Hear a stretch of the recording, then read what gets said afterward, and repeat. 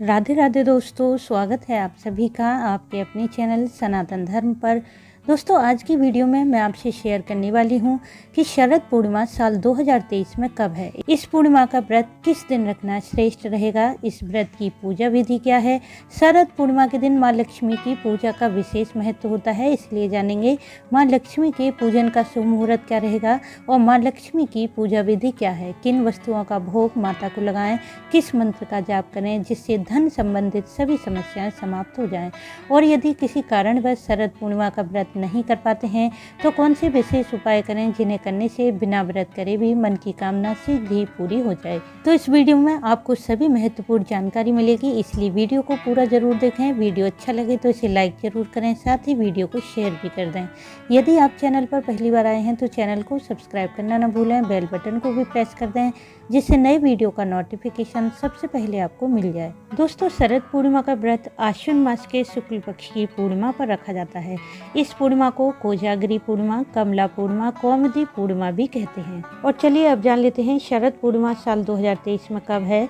हिंदू पंचांग के अनुसार पूर्णिमा की तिथि शुरू है 28 अक्टूबर शनिवार प्रातः 4:17 पर और समाप्त है 29 अक्टूबर की सुबह 1:53 पर, जिसमें कि पूर्णिमा की उदया तिथि और पूर्णिमा का चंद्रमा हमें 28 अक्टूबर को प्राप्त हो रहा है।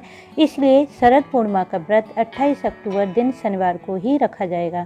इस दिन माता लक्ष्मी के पूजा के 3 शुभ मुहूर्त रहेंगे।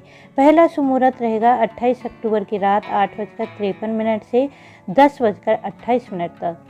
दूसरा अमृत सर्वोत्तम मुहूर्त रहेगा 10:28 से रात 12:06 पर और तीसरा शुभ मुहूर्त रहेगा 12:06 से रात 1:42 तक। तो इनमें से किसी भी मुहूर्त में आप माँ लक्ष्मी की पूजा कर सकते हैं। शरद पूर्णिमा के दिन चंद्रोदय का समय रहेगा 28 अक्टूबर की शाम 5:20 पर। चंद्रोदय के बाद आप चंद्रमा को अर्घ दे सकते हैं। 28 अक्टूबर को ही प्रातः ही स्नान दान का भी समय रहेगा, तो इस दिन आप सुबह के समय स्नान दान भी कर सकते हैं। दोस्तों, शरद पूर्णिमा का व्रत श्रद्धा भाव से धारण करने से जीवन में धन, प्रेम, उत्तम स्वास्थ्य विशेष रूप से प्राप्त हो जाता है, क्योंकि शास्त्रों के अनुसार शरद पूर्णिमा के दिन ही माँ लक्ष्मी का समुद्र मंथन से प्रकट हुआ था और माना जाता है कि शरद पूर्णिमा की रात्रि में माँ लक्ष्मी का धरती पर आगमन होता है और वे अपने भक्तों को धन धान सुख संपत्ति का आशीर्वाद देती हैं। वहीं दूसरी मान्यता है कि शरद पूर्णिमा की रात्रि में चंद्रमा की किरणों से अमृत वर्षा होती है, इसलिए इस दिन रात्रि में खीर बनाकर उसे चांद की रोशनी में रखते हैं, जिससे कि स्वास्थ्य से संबंधित सभी समस्याएं दूर हो जाएं और रोग बीमारियां ठीक होती हैं। और तीसरी मान्यता यह भी मानी जाती है कि द्वापर युग में शरद पूर्णिमा की रात्रि में ही भगवान कृष्ण ने वृंदावन में गोपियों के साथ रास किया था, इसलिए इस पूर्णिमा को रास पूर्णिमा भी कहा जाता है। इस पूर्णिमा पर जो भी साधक भगवान श्री कृष्ण का पूजन व उनके मंत्रों का जाप करता है तो उसे अपने प्रेम में सफलता मिलती है। यदि प्रेम विवाह की कामना है तो वह भी पूर्ण हो जाती है। इसलिए प्रेम में सफलता पाने के लिए शरद पूर्णिमा पर राधा कृष्ण का पूजन अवश्य करें। दोस्तों, अब जान लेते हैं कि शरद पूर्णिमा की पूजा विधि क्या है। जो साधक शरद पूर्णिमा का व्रत करते आ रहे हैं वे तो इस व्रत की पूजा विधि को जानते ही हैं, परंतु जो लोग पहली बार शरद पूर्णिमा का व्रत धारण करेंगे वे साधक सुबह जल्दी उठकर नित्य क्रिया से निवृत्त होकर स्नान आदि कर लें। फिर घर के पूजा स्थल में बैठकर पूर्णिमा के व्रत का संकल्प करें। फिर शाम के समय श्री हरि सहित माँ लक्ष्मी का पूजन करें। इस दिन माँ लक्ष्मी के साथ श्री हरि विष्णु का पूजन जरूर करें। दोनों की प्रतिमा, फोटो या मूर्ति जो भी आपके पास उपलब्ध हो वह चौकी पर स्थापित कर लें। श्री विष्णु सहित माँ लक्ष्मी का पूजन किया जाता है तो उस घर में माँ लक्ष्मी का स्थायी वास बना रहता है और श्री हरि की कृपा से सभी कामनाएं पूर्ण हो जाती हैं। तो पूजन करने के लिए आप एक चौकी रखें, चौकी पर लाल वस्त्र बिछा दें और एक जल से भरा कलश रख लें। उसके साथ एक गिलास में गेहूं भरकर भी रखें और सबसे पहले गंगा जल या कच्चे दूध से भगवान श्री विष्णु और माँ लक्ष्मी का अभिषेक करें। फिर शुद्ध जल अर्पित करें और भगवान विष्णु को पुष्प, रोली, हल्दी, पुष्पमाला अर्पित करें।